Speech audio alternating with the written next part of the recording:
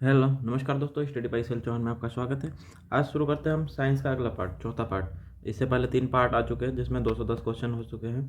तो अगर आपने कुछ पुराने पार्ट नहीं देखे हैं तो वो जाके जरूर देखिएगा। तो आज बिना देरी कर शुरू करते हैं आज का पहला क्वेश्चन। तो आज का पहला क्वेश्चन है, पारसेक इकाई है। तो पारसेक किसकी इकाई है? तो यह है दूरी की। किसकी? दूरी की।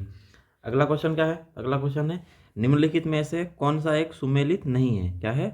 निम्नलिखित में से कौन सा एक सुमेलित नहीं है? यानी कि 3 ऑप्शन सही है और एक असत्य है, मतलब एक की जोड़ी मिलती नहीं है। तो क्या है? डेसिबल ध्वनि की प्रबलता की इकाई है, तो यह सत्य है। अश्वशक्ति शक्ति की इकाई है, तो यह भी सत्य है। समुद्री मील दूरी की इकाई है, यह भी सत्य है। सेल्सियस ऊर्जा उष्मा की इकाई, तो उष्मा की नहीं है, किसकी है? तापमान की। किसके? तापमान की। यानी कि ऑप्शन नंबर डी इसका सही आंसर है। अगला क्वेश्चन क्या है? अगला क्वेश्चन है, ल्यूमेन। क्या है? ल्यूमेन किसका मात्रक है? तो ल्यूमेन किसका मात्रक है? तो यह है ज्योति फ्लक्स का। किसका? ज्योति फ्लक्स का। अगला क्वेश्चन क्या है? तो अगला क्वेश्चन है, पास्कल इकाई है। क्या? पास्कल इकाई है, तो किसकी है? तो यह है दाब की। किसकी? दाब की। अगला क्वेश्चन क्या है? तो अगला क्वेश्चन है, निम्नलिखित में से कौन सा सही है?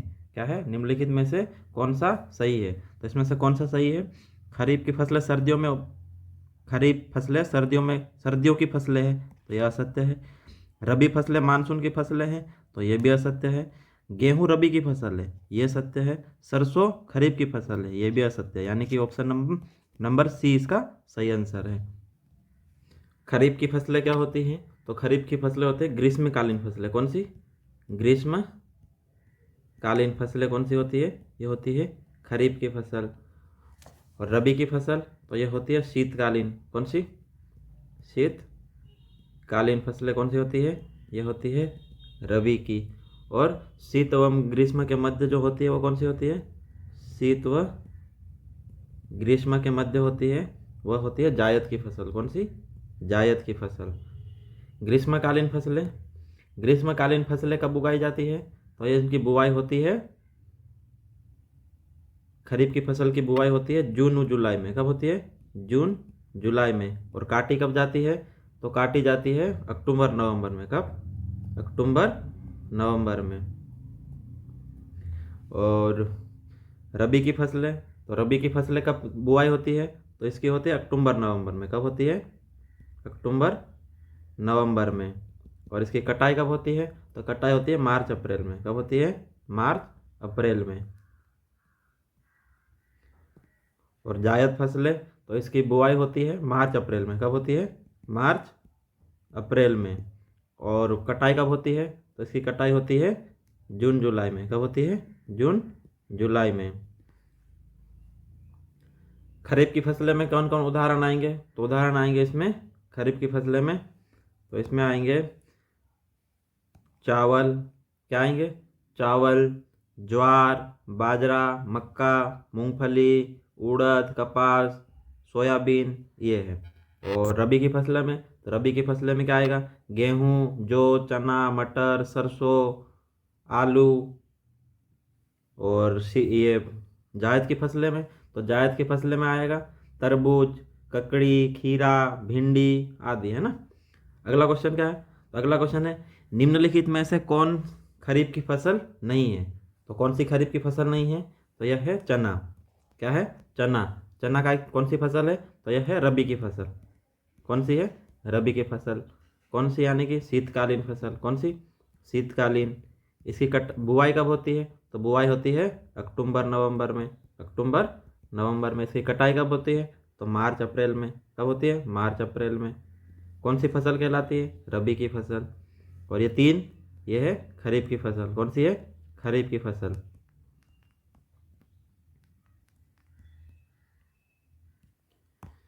अगला क्वेश्चन क्या है? तो अगला क्वेश्चन है, निम्नलिखित में से कौन रबी की फसल नहीं है? रबी की फसल कौन सी नहीं है? तो कौन सी है? तो यह है मूंगफली। कौन सी? मूंगफली। मूंगफली कौन सी फसल है? तो यह है खरीफ की फसल। कौन सी? खरीफ की फसल। इसकी बुआई कब होती है? तो इसकी है जून जुलाई में। कब होती है? जून जुलाई में। इसकी कटाई, तो कटाई होती है अक्टूबर नवंबर में। कब? अक्टूबर नवंबर में, है ना। ये कौन सी फसल है? खरीफ की। और ये 3, ये है रबी की फसल। अगला क्वेश्चन क्या है? अगला क्वेश्चन, निम्नलिखित में से कौन खरीफ की फसल है? कौन सी खरीफ की फसल है, तो कौन सी है, तो यह है बाजरा। क्या है, बाजरा है ना। खरीफ की फसल या ग्रीष्मकालीन फसल, कौन सी, खरीफ की फसल या ग्रीष्मकालीन फसल। अगला क्वेश्चन क्या है, तो अगला क्वेश्चन है निम्नलिखित में से कौन खरीफ की फसल है, तो इसमें कौन सी खरीफ की फसल है, तो यह है गेहूं। कौन सी खरीफ की फसल है, गेहूं रबी की फसल है। चावल है खरीफ की फसल, कौन सी है, चावल। अगला क्वेश्चन क्या है, तो अगला क्वेश्चन है निम्नलिखित में कौन रबी की फसल है, तो रबी की फसल कौन सी है, तो यह है गेहूं। कौन सी, गेहूं। गेहूं रबी की फसल है। अगला क्वेश्चन क्या है, तो अगला क्वेश्चन है गेहूं बोने का उपयुक्त मौसम कौन सा होता है, गेहूं बोने का उपयुक्त मौसम कौन सा होता है, तो यह होता है अक्टूबर नवंबर। कौन सा, अक्टूबर नवंबर। रबी की फसलें कब बोई जाती है, अक्टूबर नवंबर में, है ना। कब बोई जाती है, अक्टूबर नवंबर में। और मार्च में कौन सी बोई जाती है, तो यह जायद की फसल। कौन सी, जायद की फसल। तो गेहूं कब बोए जाते हैं, अक्टूबर नवंबर में। इसकी कटाई कब होती है, तो कटाई होती है मार्च अप्रैल में। कब होती है, मार्च अप्रैल में। अगला क्वेश्चन क्या है, तो अगला क्वेश्चन निम्नलिखित में से कौन कीट आकर्षक फसल है। क्या है, कीट आकर्षक फसल कौन सी है, तो यह है भिंडी। कौन सी, भिंडी। भिंडी में सबसे अधिक कीट पड़ जाते हैं। अगला क्वेश्चन क्या है, अगला क्वेश्चन है निम्नलिखित में से नकदी फसल कौन सी है। तो नकदी फसल क्या है, जिसे नगद प्राप्त है। कौन सी, तंबाकू। तंबाकू को खाने में नहीं, इसको बेच के नगद प्राप्त किया जाता है, इसलिए नकदी फसल कहा जाता है। अगला क्वेश्चन क्या है, तो अगला क्वेश्चन है निम्नांकित फसलों में कौन सी फसल नकदी फसल के रूप में जानी जाती है, तो कौन सी जानी जाती है, तो ये कपास के रूप में। कौन सी, कपास के रूप में। अगला क्वेश्चन क्या है, तो अगला क्वेश्चन है निम्नलिखित फलीदार पौधों में से कौन पेट्रोपादप भी है। क्या है, पेट्रोपादप, तो यह है करेज। क्या है, करेज। अगला क्वेश्चन क्या है, तो अगला क्वेश्चन है निम्नलिखित 4 ऊर्जा फसलों में से एक की खेती एथेनॉल के लिए की जा सकती है, तो क्या है, यह है जट्रोफा। कौन सी है, जट्रोफा। अगला क्वेश्चन क्या है, तो अगला क्वेश्चन है रेशा फसलें निम्नलिखित में से कौन सी है।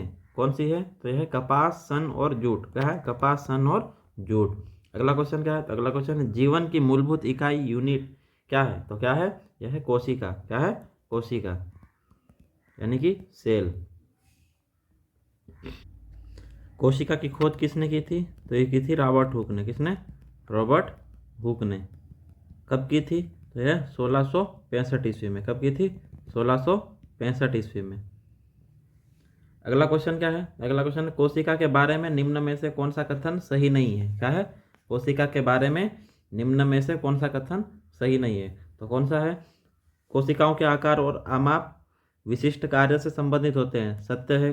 कुछ कोशिकाओं के बदलते आकार होते हैं। सही है।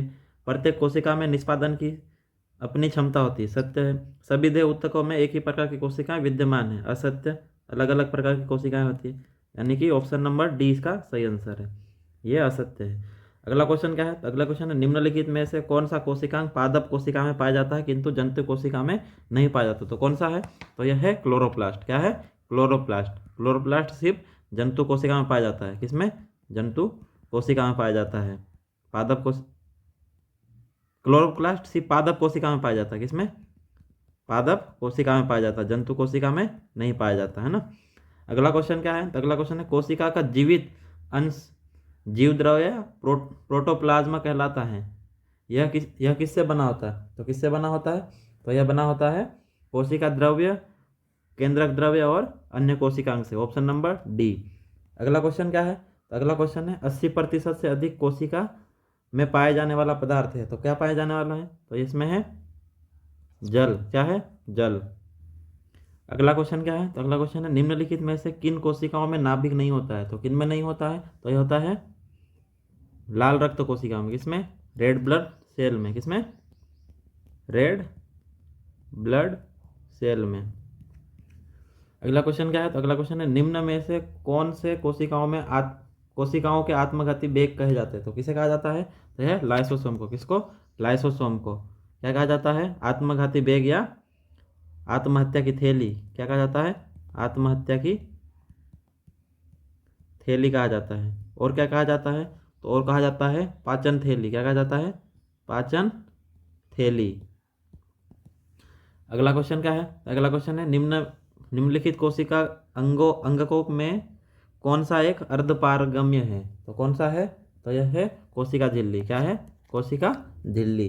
अगला क्वेश्चन क्या है? अगला क्वेश्चन है निम्नलिखित में से किसको सेल कोशिका का पावर प्लांट कहा जाता है? क्या पावर प्लांट कभी कहा जाता है? तो किसे कहा जाता है? माइटोकॉन्ड्रिया को। किसे? माइटोकॉन्ड्रिया। क्या कहा जाता है? और ऊर्जा घर। क्या कहा जाता है? माइटोकॉन्ड्रिया को ऊर्जा घर या पावर हाउस।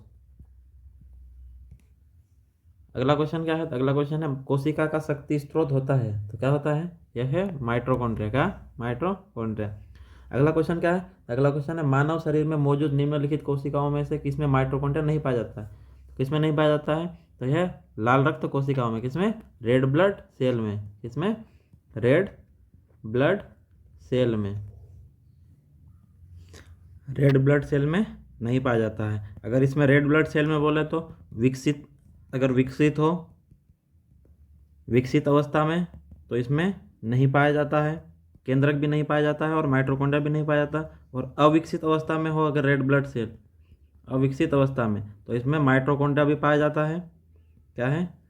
माइटोकॉन्ड्रिया भी पाया जाता है और केंद्रक भी पाया जाता है, लेकिन विकसित अवस्था में नहीं पाया जाता है। तो क्या करेंगे हम? लाल रक्त कोशिकाओं में या रेड ब्लड सेल में माइटोकॉन्ड्रिया नहीं पाया जाता है। अगला क्वेश्चन क्या है? तो अगला क्वेश्चन है निम्नलिखित में से कोशिका का नियंत्रक केंद्र है तो क्या है? तो यह है केंद्रक। क्या है? न्यूक्लियस। क्या है? न्यूक्लियस। अगला क्वेश्चन क्या है? तो अगला क्वेश्चन है निम्नलिखित कोशिका सूक्ष्मतम जीवित कोशिका है। क्या है? निम्नलिखित की कोशिकाओं सूक्ष्मतम जीवित कोशिका है तो कौन सी है? माइकोप्लाज्मा। कौन सी? माइकोप्लाज्मा। अगला क्वेश्चन क्या है? अगला क्वेश्चन है निम्नलिखित में से किस एक कोशिकांग समूह डीएनए होता है? किसमें होता है?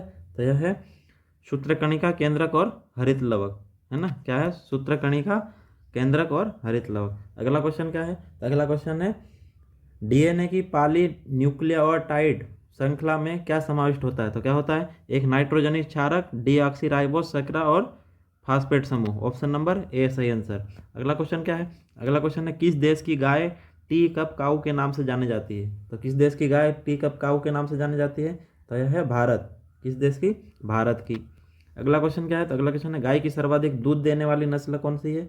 तो यह है शाहीवाल। कौन सी? शाहीवाल। अगला क्वेश्चन क्या है? अगला क्वेश्चन है थार पारकर किस पशु की नस्ल है? तो कौन सी पशु की है? तो यह है गाय की। किसकी? गाय की। अगला क्वेश्चन क्या है? तो अगला क्वेश्चन है सुजाता किस पशु की प्रजाति है? तो किस पशु की प्रजाति है? तो यह भी है गाय की। अगला क्वेश्चन क्या है? तो अगला क्वेश्चन है चिकनी अंतर्द्रव्यीय जालिका के अनुपूरक कार्य में से एक कार्य है तो क्या है? विषैले पदार्थों का निर्विषीकरण। क्या है? निर्विषीकरण। अगला क्वेश्चन क्या है? तो अगला क्वेश्चन है निम्नलिखित में से क्या डीएनए में मौजूद रहता है किंतु आरएनए में मौजूद नहीं रहता? तो क्या है? थाइमिन। क्या है? थाइमिन। डीएनए का फुल फॉर्म क्या है? तो इसका है डीऑक्सी राइबोज न्यूक्लिक एसिड। क्या है? Deoxy ribose nucleic acid. ये क्या है? डीएनए का। और आरएनए का क्या है? इसका है राइबोज न्यूक्लिक एसिड। क्या है? Ribose nucleic acid. अगला क्वेश्चन क्या है? अगला क्वेश्चन है आरएनए का प्राथमिक कार्य है तो क्या है? प्रोटीन संश्लेषण। क्या है? प्रोटीन संश्लेषण। अगला क्वेश्चन क्या है? राइबोसोम होते हैं किसमें होते हैं? ये होते हैं आरएनए में। किसमें? आरएनए में। अगला क्वेश्चन क्या है? आनुवांशिक यूनिट अर्थात जीन होते हैं किनमें होते हैं? ये गुणसूत्रों में। किसमें? गुणसूत्रों में। क्रोमोसोम। किसमें? क्रोमोसोम में। अगला क्वेश्चन क्या है? तो अगला क्वेश्चन है डीएनए की द्विकुंडलीय संरचना किसके द्वारा दी गई? तो किसके द्वारा? वाटसन एंड क्रिक के द्वारा। किसके द्वारा? वाटसन एंड क्रिक के द्वारा। कब दी थी इन्होंने? तो उन्होंने दी थी 1953 में। कब दी थी? 1953 ईस्वी। किस तरह की संरचना दी थी? तो इन्होंने दी थी एक इस तरह की द्विकुंडलीय संरचना। कैसे? इस तरह की द्विकुंडलीय संरचना या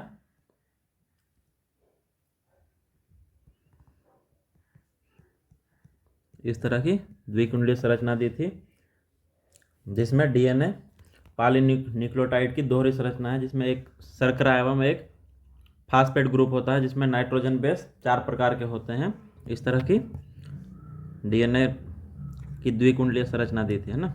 किसने दी थी? वाटसन एंड क्रिक ने। कब दी थी? 1953 में। इसे और क्या कहा जाता है? तो डबल हेलिक्स मॉडल कहा जाता है। क्या? डबल हेलिक्स मॉडल कहा जाता है। अगला क्वेश्चन क्या है? तो अगला क्वेश्चन है सबसे पहले डीएनए को अलग किसने किया? क्या है? सबसे पहले डीएनए को अलग किसने किया? तो किसने किया था? तो यह है फोबस लेवेनेने। किसने? फोबस लेवेनेने। अगला क्वेश्चन क्या है? तो अगला क्वेश्चन है डीएनए के दो स्टैंड बंधे होते हैं। क्या है? डीएनए के दो स्टैंड बंधे होते हैं, तो किसके द्वारा? तो यह हाइड्रोजन बॉन्ड्स के द्वारा। किसके द्वारा? हाइड्रोजन बॉन्ड्स के द्वारा।